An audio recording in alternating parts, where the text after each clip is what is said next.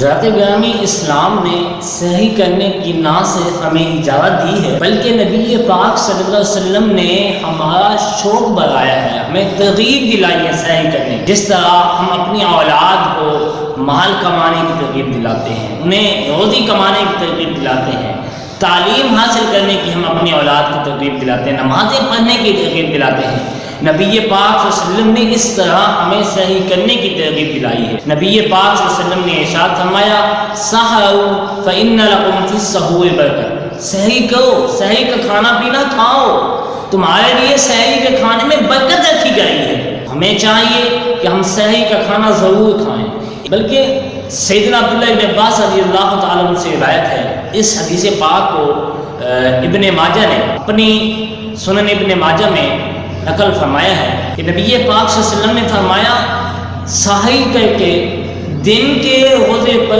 قوت حاصل ہو، کہ تم سحری کا کھانا کھاؤ تاکہ اس کھانے کے ذریعے سے اللہ تعالیٰ تمہیں سارا دن کے روزے پر قائم رہنے کی توفیق عطا فرمائے، طاقت عطا فرمائے۔ اور فرمایا دن میں کیلولا کرو، دوپہر کے وقت ہلکا پھلکا سو جانے کو 10-15 منٹ سو جانے کو کیلولا کہتے ہیں۔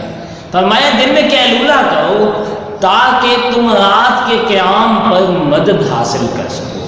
تو ہمیں چاہیے کہ سحری بھی کریں اور دن میں تھوڑا بہت آرام کر لیں تاکہ رات میں ہم نماز تراویح سکون سے ادا کر سکیں۔ اس ویڈیو کو شیئر ضرور کیجئے، ہو سکتا ہے آپ کے ایک شیئر سے یہ بات کسی کے دل میں اتر جائے۔ جزاک اللہ۔